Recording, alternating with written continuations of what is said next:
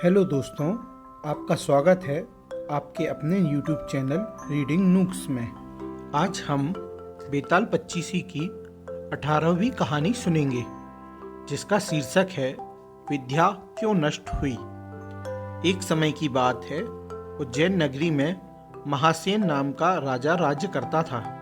उसके राज्य में वासुदेव शर्मा नाम का एक ब्राह्मण रहता था, जिसके गुणाकर नाम का पुत्र था। गुणाकर बड़ा जुआरी था।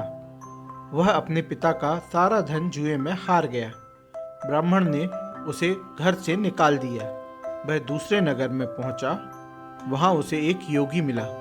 उसे हैरान देखकर उसने कारण पूछा तो उसने सब बता दिया। योगी ने कहा, लो पहले कुछ खा लो।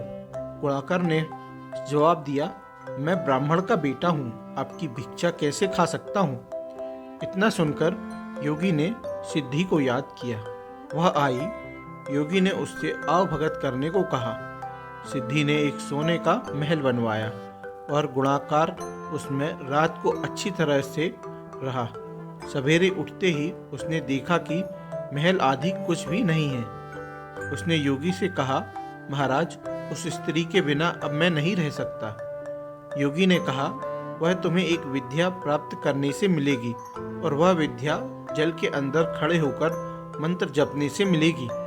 लेकिन जब वह लड़की तुम्हें मेरी सिद्धि से मिल सकती है तो तुम विद्या प्राप्त करके क्या करोगे। गुणाकर ने कहा, नहीं, मैं स्वयं वैसा करूँगा। योगी बोला, कहीं ऐसा ना हो कि तुम विद्या प्राप्त ना कर पाओ और मेरी सिद्धि भी नष्ट हो जाए।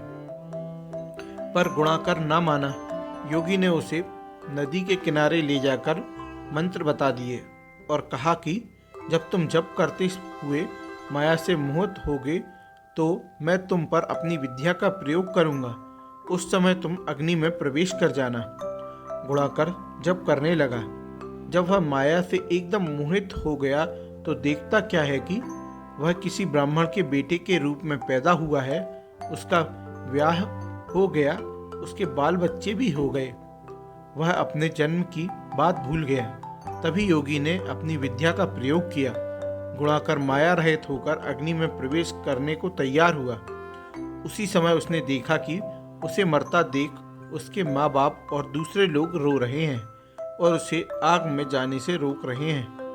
गुणाकार ने सोचा कि मेरे मरने पर ये सब भी मर जाएंगे और पता नहीं कि योगी की बात सच हो या ना हो। इस तरह सोचता हुआ वह आग में घुसा तो आग ठंडी हो गई और माया भी शांत हो गई। गुणाकर चकित होकर योगी के पास आया और उसे सारा हाल बता दिया। योगी ने कहा, मालूम होता है कि तुम्हारे करने में कोई कसर रह गई। योगी ने स्वयं सिद्धि को याद किया, पर वह नहीं आई। इस तरह योगी और गुणाकार दोनों की विद्या नष्ट हो गई। इतनी कथा सुनाकर बेताल ने पूछा, हे राजन, यह बताओ कि दोनों की विद्या क्यों नष्ट हो गई। राजा विक्रम बोले, इसका जवाब साफ है। निर्मल और शुद्ध संकल्प करने से ही सिद्धि प्राप्त होती है। गुणाकर के दिल में शंका हुई कि पता नहीं योगी की बात सच होगी या नहीं। योगी की विद्या इसलिए नष्ट हुई कि उसने अपात्र को विद्या दी। राजा का उत्तर सुनकर बेताल फिर पेड़ पर जा लटका। राजा वहां गया और उसे लेकर चला तो उसने यह अगली कहानी सुनाई। यह कहानी हम अगली वीडियो में सुनेंगे।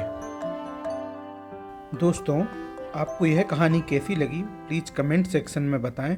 अगर पसंद आई हो तो लाइक करें, अपने दोस्तों को शेयर करें और इस चैनल को सब्सक्राइब करें। Thank you.